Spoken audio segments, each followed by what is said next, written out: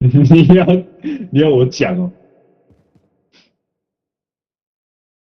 My name is My name is Walter Hartwell White.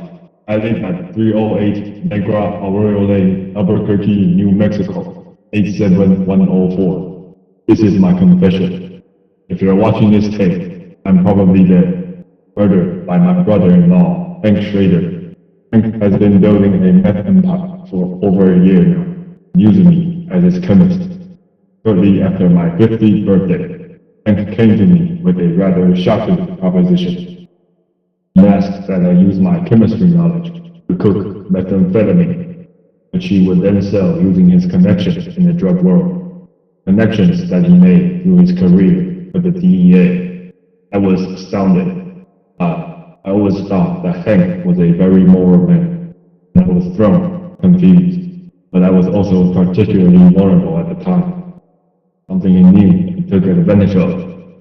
I was reeling from a cancer diagnosis that was poised to bankrupt my family, and took me on a ride along, told me just how much money even a small meth operation could make. And I was weak. I didn't want my family to go into financial ruin, so I agreed. Every day, I think back at the moment with regret.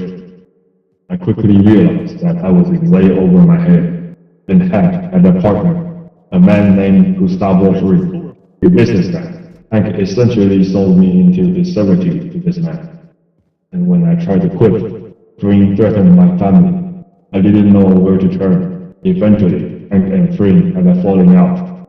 From what I can gather, Hank was always pushing for a greater share of the business, which Fring flatly refused to give him.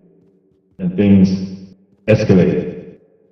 Fring was able to arrange, I guess you could call it a hit on my brother-in-law, and failed. Hank was seriously injured, and I wound up paying his medical bills, which amounted to a little over 1,700 grand.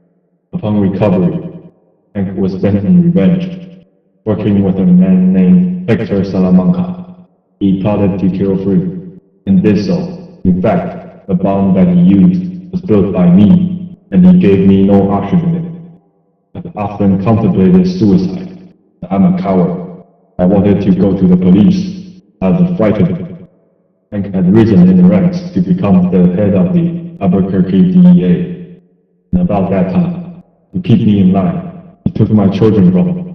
For 3 months, he kept them. My watch, up until that point, had no idea of my criminal activities. I was horrified to learn what I had done. My Hank had taken our children. We were scared. I was in hell. We were scared. I was in hell. I hated myself for what I brought upon my family. Recently, I tried once again to quit, to end this nightmare. In response, he gave me this. I can't take this anymore. I live in fear every day that Hank will kill me, or worse, affect my family. All I could think to make this video. Hope